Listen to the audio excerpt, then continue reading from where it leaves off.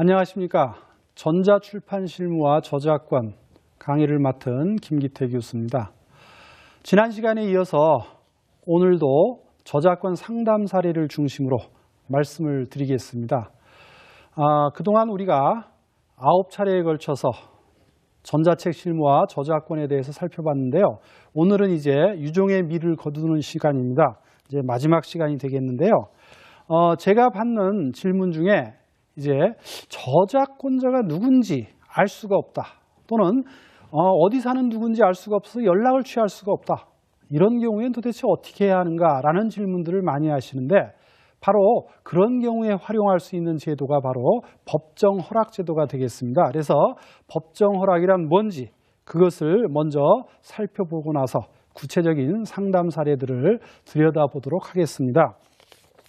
현재 이제 저작권이 존재하고 있는 저작물들은요, 저작권자의 허락이 없으면 이용할 수 있는 방법이 전혀 없습니다. 그런데 앞서 예를 든 것처럼 부득이하게 이제 저작권자를 찾을 수 없어서 이용 허락을 얻기가 어려운 그런 경우도 있거든요. 그래서 이런 경우에는 이제 법정 허락 제도를 활용할 수 있다는 거죠. 하지만 법정 허락은요, 이제 국가에서 저작물을 이용해도 좋다라고 저작권자를 대신해서 허락을 해주는 건데 외국인의 저작물은 법정 허락이 대상이 될 수 없습니다. 그래서 외국 저작물을 이용하려면 직접 이용 허락을 얻기까지 계속 노력하는 수밖에 없는 그런 상황이고요. 자, 저작권 사용료의 지급을 전제로 해서 법으로 특정 방법과 조건을 정해서 저작권 보호를 받는 저작물을 사용할 수 있도록 허락하는 제도가 바로 법정 허락이기 때문입니다. 즉, 법률이 정하는 일정한 요건이 충족이 되기만 하면 권한이 있는 기관이 이제 정하는 보상금을 지급하고, 그죠? 그리고 그것을 일종의 이제 지급을 한다는 것은 공탁이라는 형식을 빌리는 건데요. 이제 공탁을 해놓고 저작물을 이용하는 것이 허용되는 제도, 이것이 바로 법정 허락이고 우리나라에서는 문화체육관광부 장관이 법정 허락을 해주고 있고요.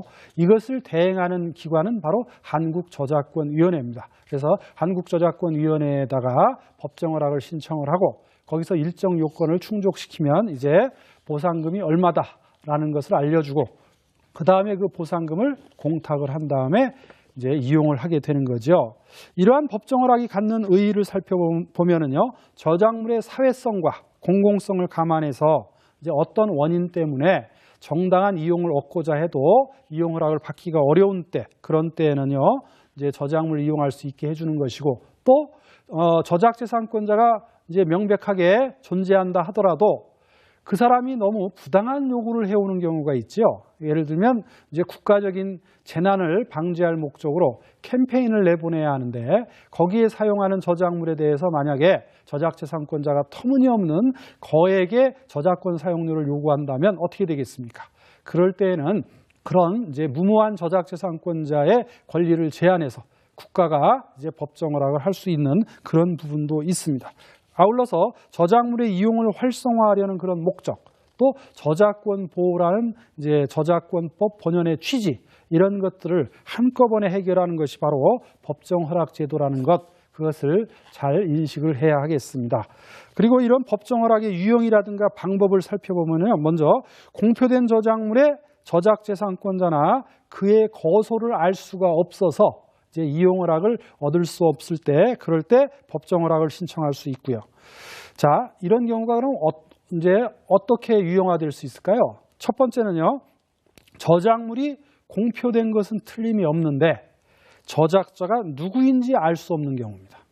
또 저작자가 누구인지는 알지만 그가 현재 어디서 살고 있는지 알 수가 없어서 이제 이용 허락을 얻지 못하는 경우. 세 번째, 저작자가 누구인지는 알지만 그가 이미 세상을 떠났고요. 그 저작재산권을 상속받은 사람 또는 양도받은 사람이 누구인지를 알 수가 없어서 마찬가지로 이용 허락을 얻을 수 없는 경우. 이럴 때는요, 이제 먼저 저작재산권자가 누구인지 또 어디에 사는지 알 수가 없으니까